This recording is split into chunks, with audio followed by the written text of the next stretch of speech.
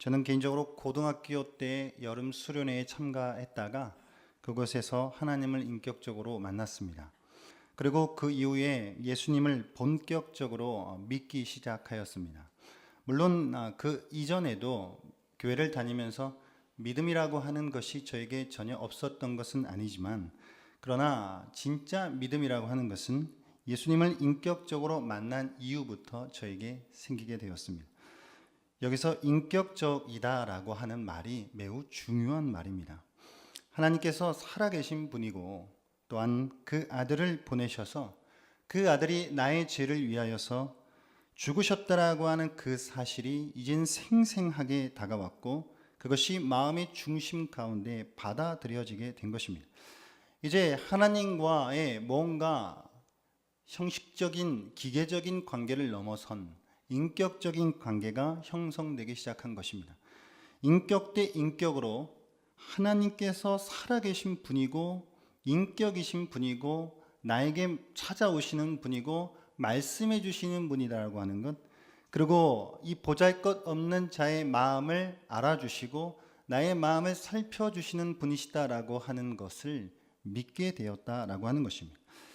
우리의 믿음에 있어서 중요한 것 가운데 하나가 바로 이 인격적인 관계다라고 하는 것입니다. 그렇기 때문에 믿음은 선물인과 동시에 책임이요 인간의 반응이기도 한 것입니다. 하나님께서 우리에게 믿음을 선물로 주시지만, 그러나 그 믿음이라고 하는 걸 주머니 속에 집어넣고 그냥 교회에 왔다 갔다 하면 자동적으로 자라난다라고 하는 것이 아니라고 하는 말입니다. 믿음을 선물로 받은 자들에게는 그 선물을 받은 자들로서의 마땅한 반응이 따라야 하는 것이고, 그 믿음을 선물로 주신 것에 대한 책임이 뒤따라 온다라고 하는 말입니다. 그래서 이제 우리는 하나님 앞에 인격적으로 반응을 해야 하는 것이고, 하나님께서 우리에게 말씀하실 때에 그것에 따라 순종하며 그것에 마땅한 반응으로 하나님 앞에 나아가야 합니다. 그렇게 우리가 인격적으로 반응하고 인격적으로 책임을 감당하게 될 때에 우리의 믿음이라고 하는 것, 하나님께서 주신 선물이지만 그것이 우리 안에서 비로소 자라가게 되어지는 것입니다. 물론 그 믿음을 자라게 하시는 분도 주권적인 그 하나님의 그 은혜, 그러니까 그 믿음이 선물이고 그 믿음에 대한 우리의 반응과 책임이 따라야 한다라고 말을 하지만, 그러나 그 모든 것들은 전체적으로 주권적인 하나님의 은혜 아래 있음을 우리는 잊지 말아야 합니다. 그렇지만 그렇다고 해서 하나님만 모든 것을 다 하신다라고 말할 수 없습니다. 분명한 것은 우리의 믿음을 가진 자로서의 책임을 수행해야 한다라고 하는 것도 틀림없는 사실입니다. 그래서 믿음은 결국 하나님, 인격이신 하나님과 인격인 나와의 관계 사이에 놓여 있다라고 말할 수 있습니다. 그래서 기독교에서 말하는 믿음이다라고 하는 것은 우리가 그것을 말할 때에 신념이다라고 말하지 않고 그것을 신뢰라고 말하는 것입니다.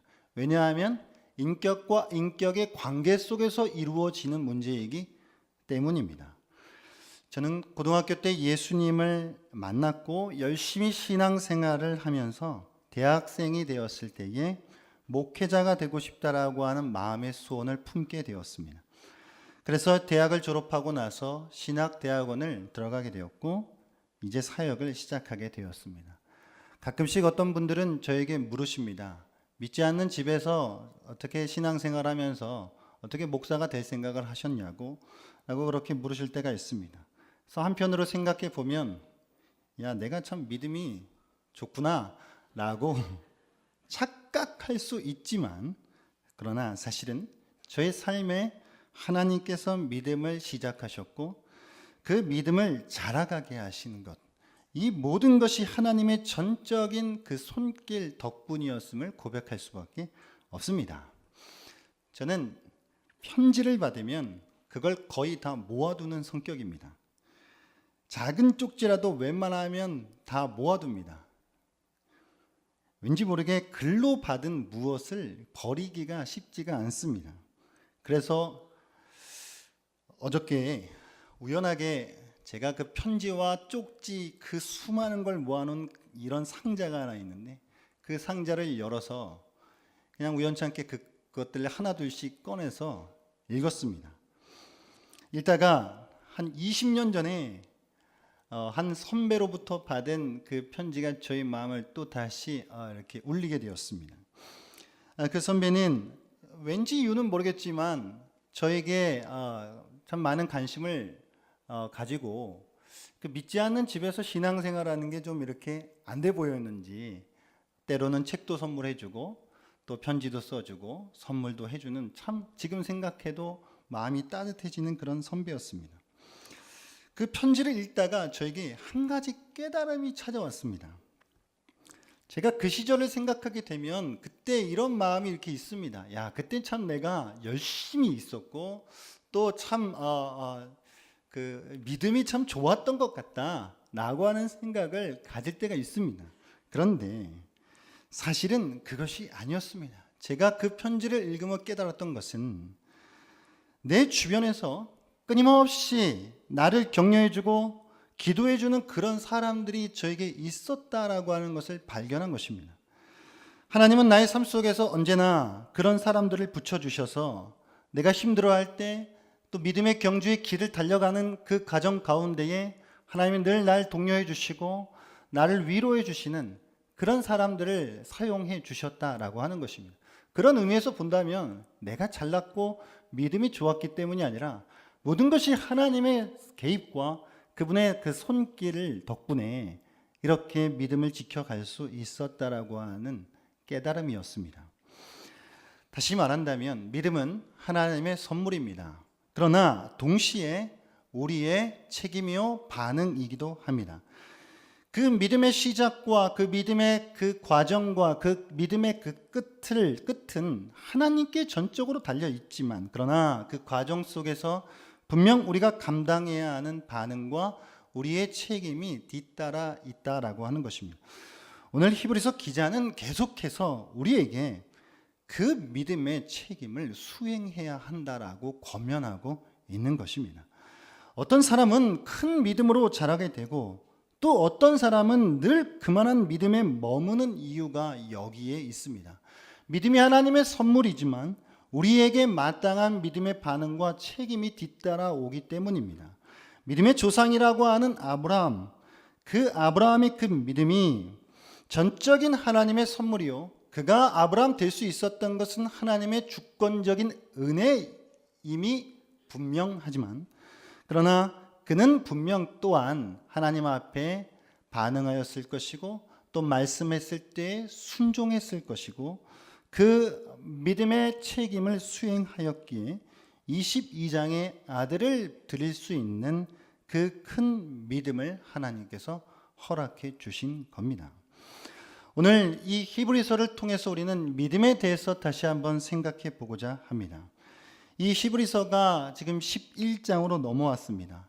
저도 한 달이 넘게 걸리는 시간마다 한 번씩 설교를 하기 때문에 설교자인 저도 무슨 내용을 했었는지 까먹습니다.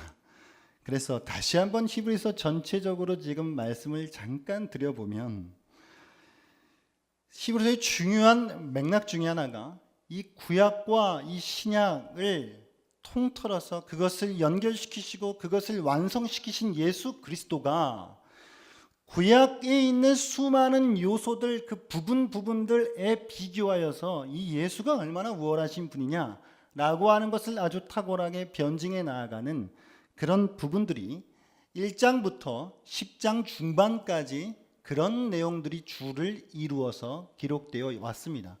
그리고 10장 중반부로 넘어가서 이 예수가 구약적인 요소들에 비해서 얼마나 위대하신 분인가라고 하는 것을 변증하고 나서 그것을 논리적으로 아주 탁월하게 그것을 설명하고 나서 그렇다면 이제 우리에게 남겨진 것이 무엇이냐? 그것을 10장 중반부터 말씀해 주고 있는 것입니다.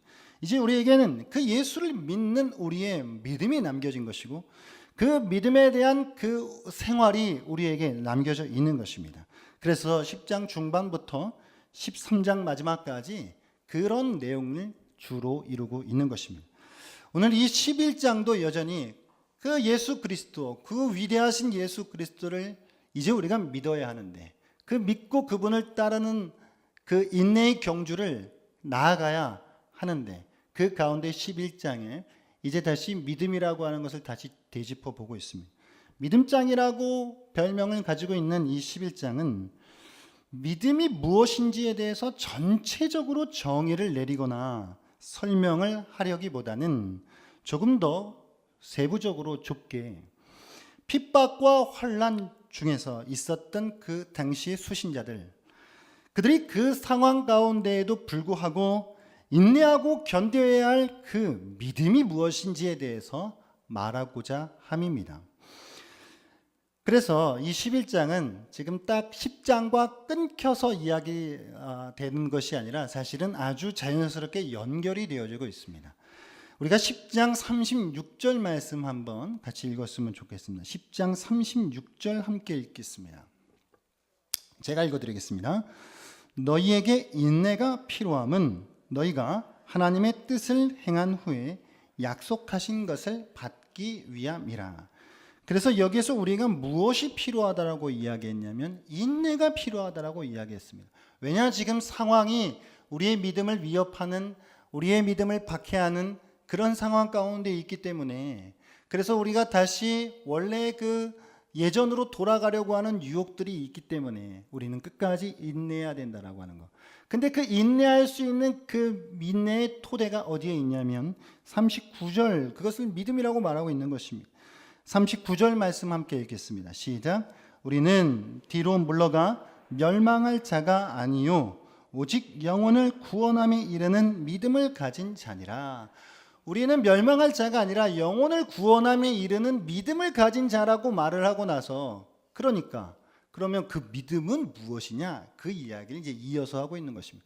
우리는 그러니까 영혼을 구원하는 믿음을 가진 자인데, 믿음은 뭐냐? 그래서 믿음은 바라는 것들의 실상이다, 보이지 않는 것들의 증거다. 이 말씀을 이어가고 있다는 말입니다.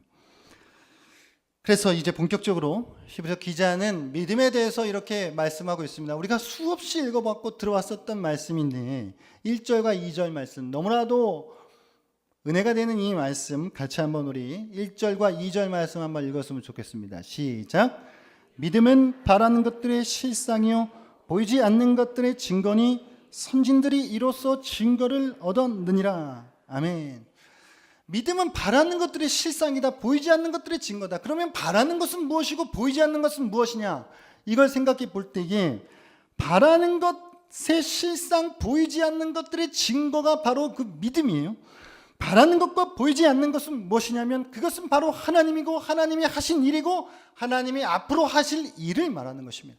다시 말씀드리면 믿음, 그러니까 바라는 것들의 실상, 보이지 않는 것들의 증거, 바라는 것, 우리가 소망하는 것, 눈에 보이지 않는 것, 그런 것들의 실상과 증거가 믿음인데, 그럼 바라는 것과 보이지 않는 것은 무엇이냐?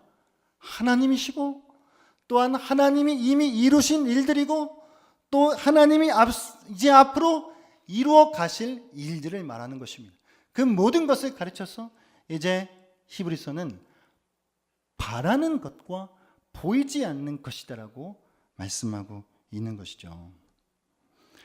바라는 것의 실상이다 라고 하는 이 말이 매우 어려운 말입니다. 이 실상이라고 하는 단어 자체가 너무 어려운 말이에요. 이게 역사적으로 다양하게 이 단어가 해석이 되어 왔어요. 이 바라는 것들의 실상이다. 지금 개역개정은 실상이라고 하는 말로 번역을 해 놓았지만 이것이 역사적으로 수많은 그 표현들로, 이 뜻들, 의미들로 번역이 되어 왔는데, 예를 들면 그러니까 1장 3절에서는 똑같은 단어가 본질이라고 하는 말로, 실체라고 하는 말로 번역이 되었고, 똑같은 단어가 히브리서 3장 14절에서는 확신이라고 하는 단어로 번역이 되었어요.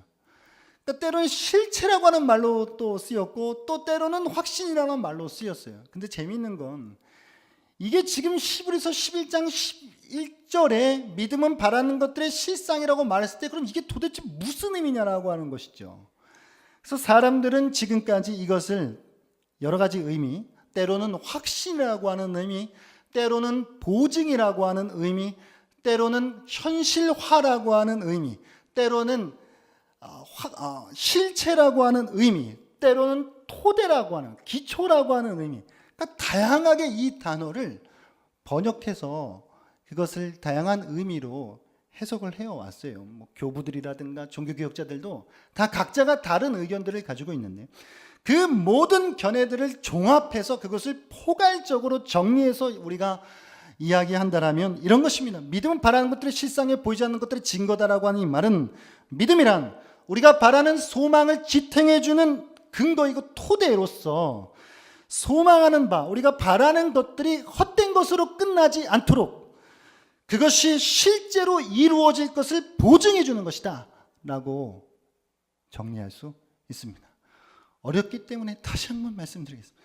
믿음이란 우리의 소망을 지탱해 주는 토대로서 우리가 소망하는 것이 허상으로 끝나지 않는 것을 보증해 주는 토대라고 하는 것이죠. 이것이 바로 믿음입니다. 그래서 선진들은 이 믿음을 통해 증거를 얻었다. 그것을 2절에서 이야기하고 있습니다. 선진들이 이로써 증거를 얻었느니라. 이 증거라고 하는 말은 인정이라고 하는 말로 바꾸어 써도 좋습니다.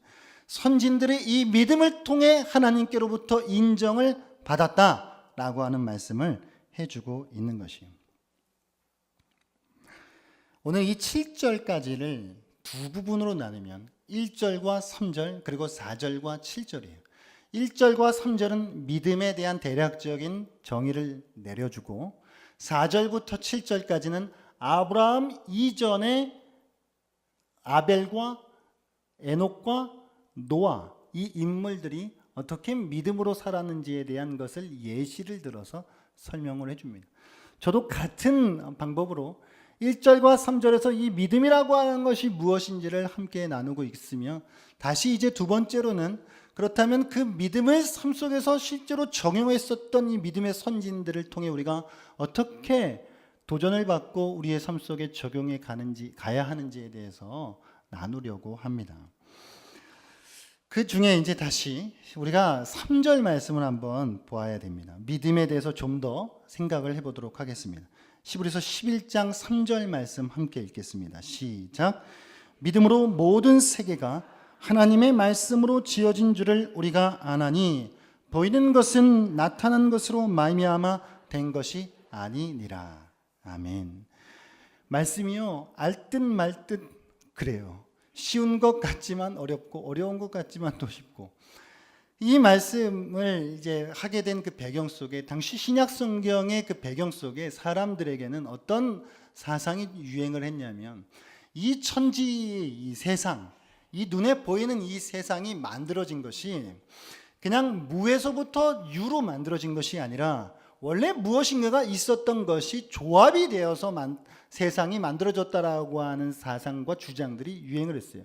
그러니까 마치 이것은 레고를 땅에다가 딱 뿌려놓고 아이들이 그 레고로 뭔가를 조립하는 것처럼 세상이 무에서 유로 된 것이 아니라 원래 무언가들이 다 있었던 것을, 그 어떤 신이 그런 것 있었던 것을 조합해서 세상이 만들어졌다라고 하는 것이 유행하던 그때에, 오늘 히브리서 성경은 정확하게 그런 것이 아니라 세상은 무에서부터 유로 창조가 되었다라고 하는 것을 못 받고 있습니다.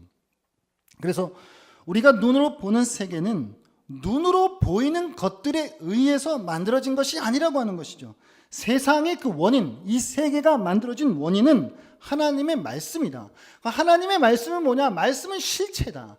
말씀이 왜 실체냐면 빛이 있으라고 하는 그 말씀이 빛이 있게 했고, 무엇이 있으라는 말씀이 무엇을 있게 했으므로 말씀은 눈에 보이지 않지만 실체예요. 우리가 이 하나님의 말씀을 믿는 것은 그것이 있게 하는 것이죠.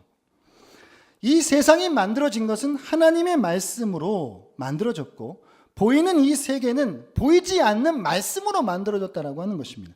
세계를 이루고 있는 것은 단지 보이는 것들에 의해서만 움직이지 않습니다. 보이지 않는 하나님의 말씀에 의해서 움직이고 있는 것이죠. 믿음은 말씀을 통해 역사하시는 그 하나님의 손길을 보는 것입니다. 이 손을 보는 믿음은 눈에 보이는 상황과 형편에 따라 흔들리지 않습니다. 보이지 않는 하나님의 역사를 믿기 때문입니다. 다시 말하면 믿음은 미래와 보이지 않는 세계의 영적인 실제를 다루는 영혼의 기능이에요.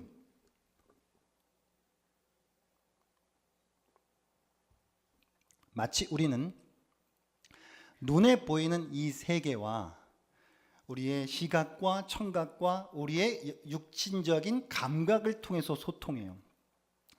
눈에 보이지 않는 영원한 그 세계, 영적인 그 세계와는 무엇으로 소통하느냐? 믿음으로 소통하는 거예요. 이 믿음이 영혼에 소통하는 기능이에요. 예를 들면 건축가는, 저도 건축학과를 전공할 뻔했습니다. 왜냐하면 건축학기 합격이 됐었는데 그걸 버리고 이제 딴 제가 학과를 선택을 했는데, 건축가들은 건물을 보면서 눈에 보이는 표면의 그런 벽돌이나 그런 표면을 보지 않고 그들은 더 넘어서서 그 건물의 뼈대와 그 건물의 구조물들까지도 볼 수 있는 눈이 있잖아요. 왜요? 건축학적인 시각이 있기 때문이죠. 설계도와 이런 어떤 것들에 대한 이해가 있기 때문에 그들은 그걸 볼 수 있잖아요. 일반 사람들은 보지 못하지만, 마치 그런 것처럼 우리에게 이 믿음이 있다라고 하는 것은 눈에 보이지 않는 영적인 그 세계를 보는 영혼의 기능이 바로 이 믿음이다라고 하는 말씀이에요.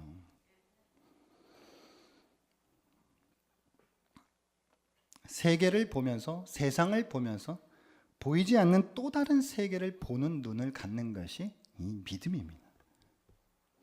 그래서 세상이 하나님의 말씀으로 지어졌고, 말씀으로 지어졌을 뿐만 아니라 지금도 그 말씀이 여전히 유효하게 세상을 움직여가고 있다라고 하는 것, 그 하나님이 오늘도 우리에게 말씀하고 계시다라고 하는 것, 그 말씀이 눈에 보이지 않지만 우리는 믿음을 열어서 그 말씀을 보고 듣는 것이죠.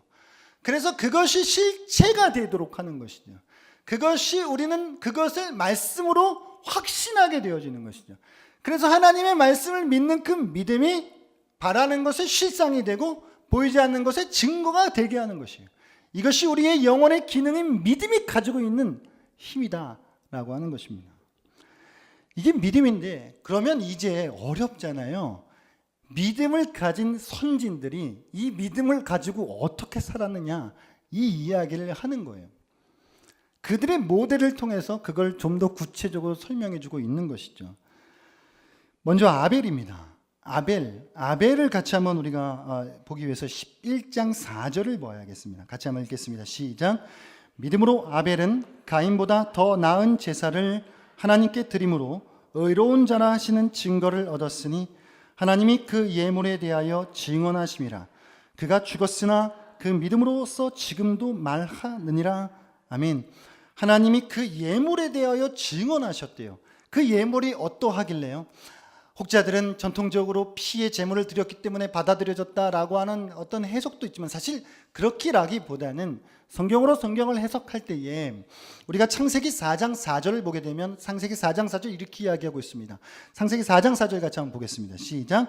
아벨은 자기도 양의 첫 새끼와 그 기름으로 드렸 여호와께서 아벨과 그의 제물은 받으셨으나, 여기서 중요한 대목이 있어요. 그의 제물은 받으셨으나 앞에 무엇이 있냐면 아벨과예요.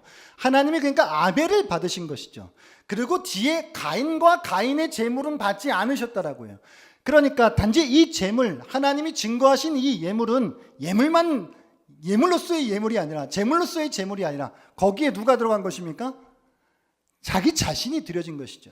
자기 봉헌이 들어간 것입니다. 자기 헌신이 들어간 것입니다. 그러니까 아벨은 믿음의 사람이었는데, 이 믿음의 사람인 아벨에게서 우리가 배울 수 있는 건 믿음의 제사를 드렸다라고 하는, 믿음의 제사는 무엇이냐면 눈에 보이지 않는 것. 가인은 눈에 보이는 제물만 드렸지만 아벨은 눈에 보이지 않는 하나님을 향한 사랑과 하나님에 대한 헌신과 하나님에 대한 소망, 눈에 보이지 않는 이런 것들을 그 예물에 자기 자신과 함께 드려, 그것을 하나님은 아벨과 그의 제물을 받으셨다라고 성경이 기록하고 있는 것이죠. 이것을 통해 유추해 본다면 가인은 그냥 자기는 하나님 앞에 자기의 헌신, 사랑 이런 것들이 없이 그저 하나님 앞에 제물로만 드렸다라고 하는 것을 우리가 추측해 볼 수 있게 되는 것이죠.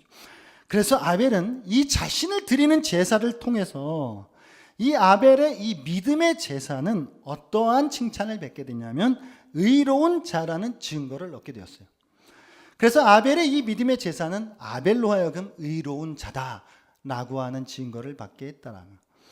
그리고 아벨은 비록 자기가 드린 제물 때문에 가인에게 죽잖아요. 그러나 죽었지만 오늘 성경이 뭐라고 이야기하고 있냐면 그가 죽었으나 그 믿음으로써 지금도 말하느니라. 죽었지만 산 거예요. 죽었지만 살아서 말하고 있는 거예요. 이게 아벨의 믿음의 제사를 통해 우리가 볼 수 있는 것입니다. 에녹을 보겠습니다. 에녹 11장 5절입니다. 5절 말씀 같이 읽겠습니다. 시작. 믿음으로 에녹은 죽음을 보지 않고 옮겨졌으니 하나님이 그를 옮기심으로 다시 보이지 아니하였느니라. 그는 옮겨지기 전에 하나님을 기쁘시게 하는 자라 하는 증거를 받았느니라. 아멘. 아벨에게는 믿음의 제사였고 이제 에녹을 통해서는 믿음으로 하나님과 동행함이에요. 그러니까 에녹은 매일매일 하나님과 동행했던 것이죠. 사실 아벨의 믿음의 제사는 단번에 어떤 제사를 드릴 때만 드리는 것이었지만 이것이 더 발전하게 되었다라고 볼 수 있는 것이죠. 에녹은 그 믿음의 제사를 하나님과 동행함으로 자기를 드림이 그것이 매일 매 순간이 되어 하나님과 동행했다라고 하는 것이죠. 그것이 에녹을 통해 이 믿음이 어떻게 발현되는 것입니까? 하나님과의 동행으로 그것이 나타났다라고 하는 것이에요. 그래서 에녹의 이 믿음의 동행은 하나님을 기쁘시게 하는 자라고 하는 증거를 받았어요. 그리고 하나님을 기쁘시게 하는 자라고 증거를 받은 이 에녹은 또 재미있는 건 뭐냐면 죽음을 보지 않고 옮겨졌어요. 보이는 세상에서 보이지 않는 세상이 왔다 갔다 한 것이죠. 죽음 없이. 보이는 세상에 살고 있던 에녹이 보이지 않는 세상으로 옮겨졌다라고 하는 말을 하고 있는 것입니다. 노아를 보겠습니다. 11장 7절 말씀 읽겠습니다. 시작.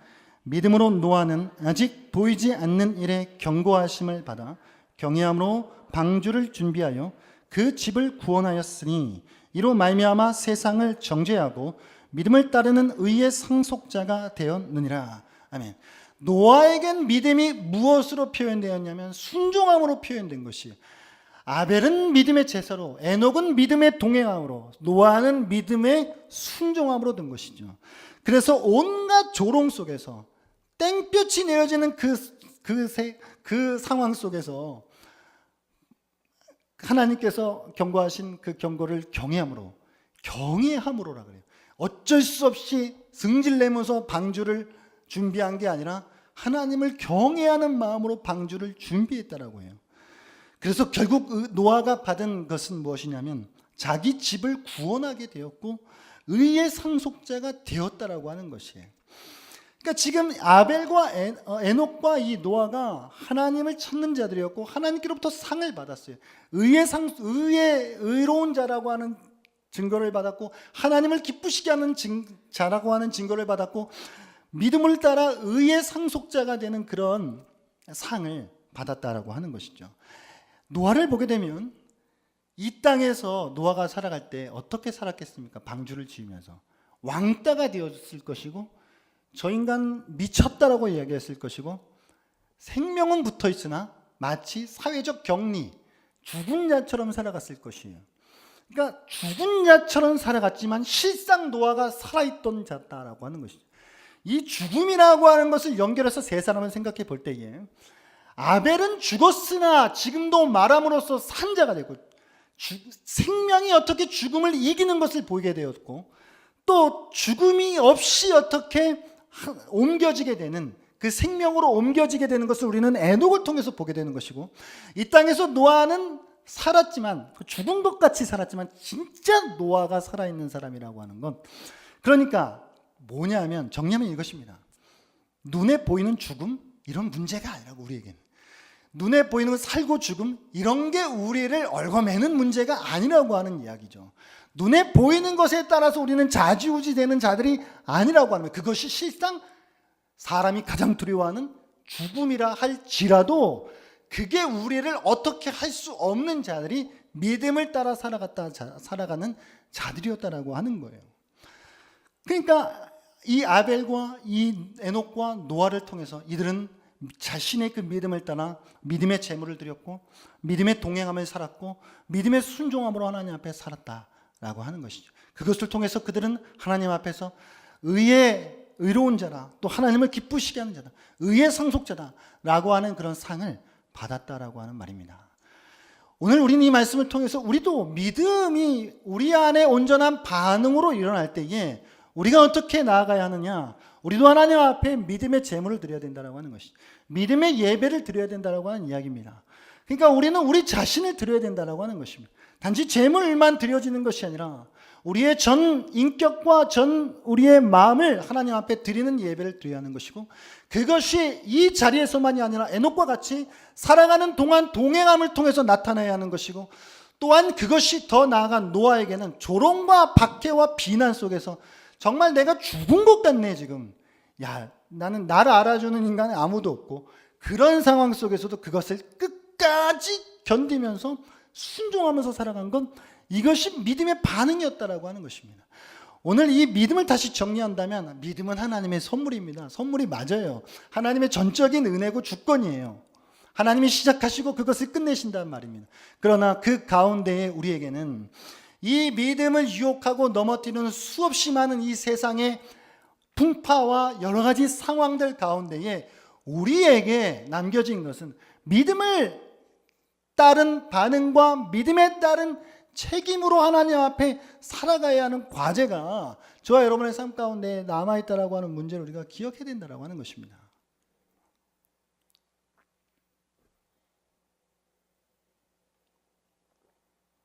그런 것이죠. 크리스찬으로, 그리스도인으로 살아간다라고 할 때에 우리가 뭔가 좀 덜 화려해 보이고, 야, 난 나의 삶은 왜 이렇게 화려하지 않고 나보다 저 믿지 않는 저 사람이 더 행복해 보이는 그런 어떤 우리의 마음을 낙심하게 하는 일들, 나에게는 무언가 나는 왜 이렇게 가난한가, 나의 몸은 왜 이렇게 질병으로 이렇게 힘들어 하는가, 이런 어떤 것들이 우리의 믿음을 위협한다 할지라도 우리는 하나님과의 인격적인 그 관계 속에서 하나님을 신뢰하고, 분명 세상은 화려해 보이는 그들의 삶과 그들의 삶의 방식과 세상이 말하는 논리와 세상이 추구하는 칭찬하는 그런 것들로 세상이 움직여지는 게 아니라, 세상은 시작부터 하나님의 말씀으로 이루어졌고 세상이 운영되어지는 모든, 그리고 세상의 끝도 하나님의 말씀으로 될 것이다 라고 하는 거, 그 하나님, 그리고 하나님이 이루신 일, 그리고 하나님의 앞으로 이루실 일에 대한 것을 믿음을 통해서 마치 여기 이루어지고 그것을 정말 확신하면서 살아가는 거, 이걸 정말 초등생의 비유를 들어서 살면 약간 이런 것입니다. 우리의 피부적으로 더 가까이 다가오게끔 말씀을 드리면 이런 것이죠. 우리의 통장에 한 1,000억이 있는 거예요. 근데 다만 우리는 그것이 적금 기한이 안 걸려서 지금 꺼내다가 못 쓰는 것이죠. 만약에 통장에 1,000억이 있으면 어떻게 사시겠습니까? 생각만 해도 기쁘시죠? 지금 당장 내가 그것을 끌어다 쓰진 못하지만, 그러나 우리는 그것이 내 것으로 알고 이 땅에서 사는 것이죠.